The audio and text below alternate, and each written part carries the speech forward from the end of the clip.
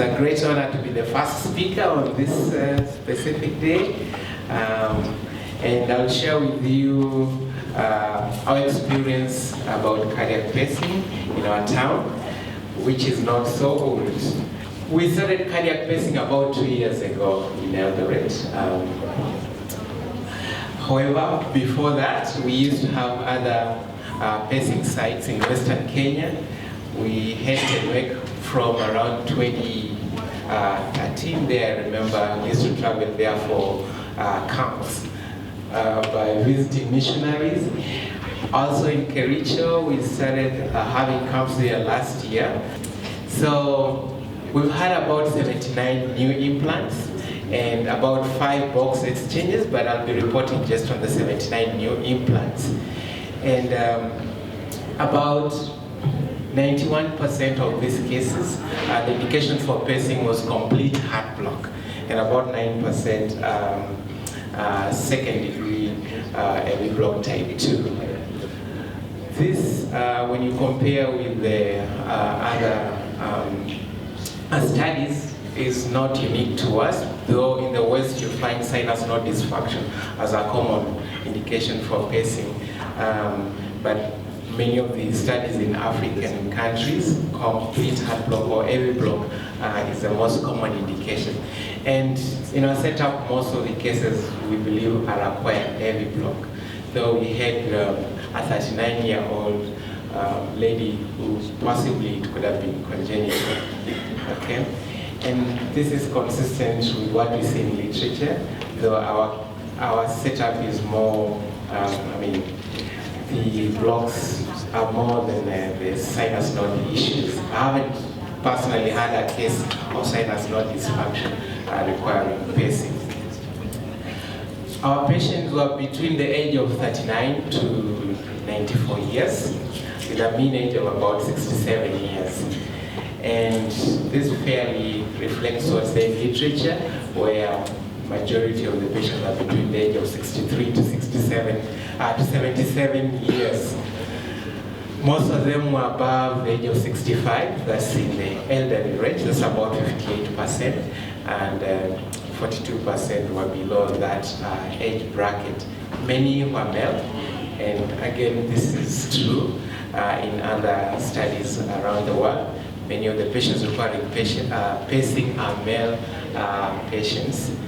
I think we are wired to age early, die younger compared to the females.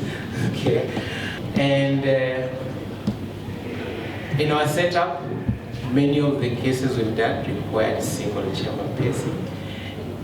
Though the dual system is always preferred to correct the AV blocks, but we have constraints in terms of cost. We've had one case who had in addition atrial fibrillation, and so you can put an atrial wire, but cost is a major determinant for pacing in our setup. And so 60% ended up with the single chamber devices. If you look in literature, the main difference in outcomes of these patients who either get single or dual chamber is really in the rate of atrial fibrillation. So when you don't listen and pace the atria, in the long run, they end up with atrial fibrillation. But in terms of functional class, they basically do the same. Okay. Out of the 79, we had all the 79 successful implants. During the follow-up period, in the first 2 weeks, we had 100% adherence to follow-up, but at the end of 3 months, only 95% of the patients turned up. And at 1 year post-implant, for most of the patients, those some are yet to reach 1 year, we had up to 90% turn up. And we managed to collect data on all these patients. The commonest complications that we've had is dislodgement. In literature, it's acceptable to have rates of 0.5 to 2%, and I'll be sharing with you what our rates are. Okay. You can see this is an RV lead, but it's basically hanging. It should be somewhere here and with a nice heat, but this is out of the RV. Okay, and that's similar to other setup and in literature. Lead dislodgement is the most common complication. We've had one lead perforation, and when you look at this, this is your diaphragm, and you don't want your lead going, below the diaphragm. It tells you you've perforated the RV. And in literature, most centers report between 0.1 to 6% rates of lead perforations. It's one of the things you don't want to see after implant. Pacemaker site infection, it's acceptable to have less than 1%. Though most studies and most centers report between 1 to 4% rates of pacemaker site infection.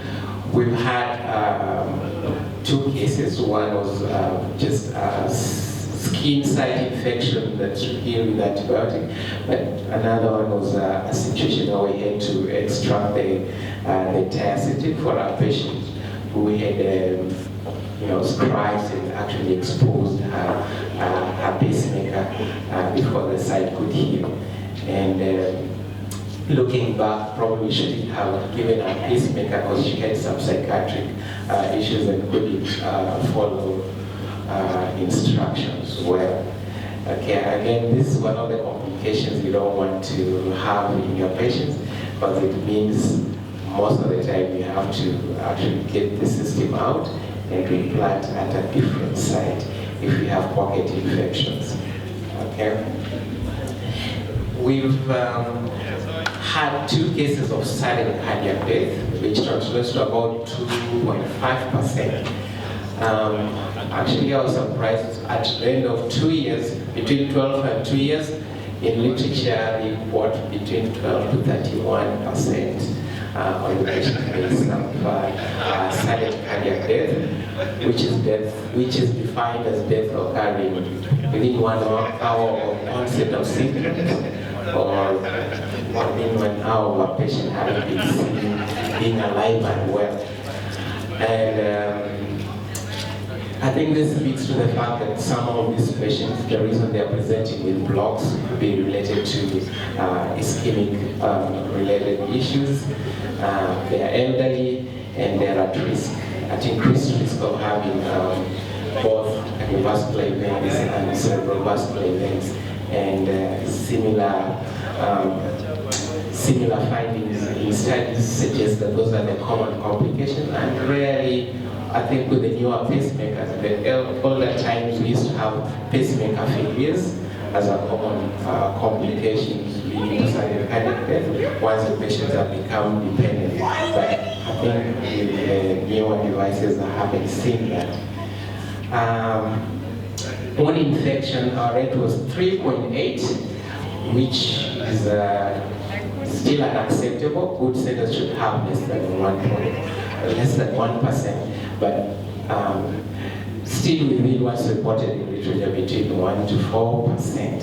As mentioned, lead perforation, 1 case, still within the acceptable range. Lead dislodgement is where we scored badly.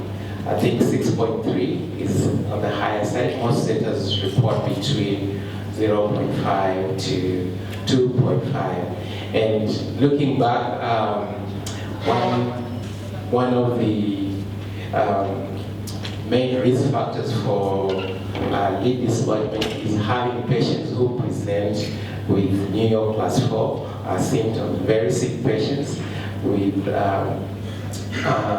severe heart failure, and those with a number of the patients we had, about 3 of them also in addition had COPD, severe COPD with right-sided dilatation. So some of this tend to be difficult first to get your lead in, and then there's a risk of dislodgement. And also I think the other possible explanation for our high rate was the distance between the OR and the operating room, and where we have to take our patients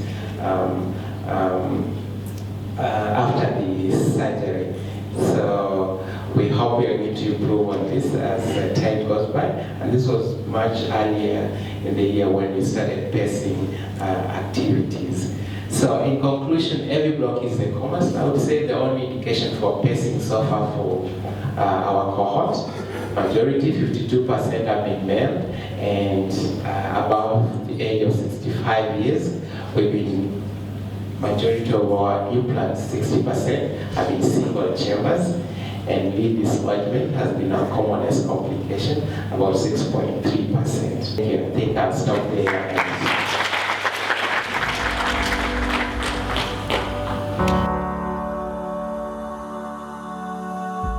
I'm just worried about the patients who are lost to follow up after such a delicate procedure. Is your contact following process, is there something you can do better, please? Yeah, so like any other disease process, and when you're in a vast geographic area like our place, we've got patients who have to climb mountains, go down valleys to reach our hospital. It becomes a challenge to follow up everyone. Actually, once we determine that they are still alive, but they still cannot come, and the family confirm that they're okay, we try to encourage them to come.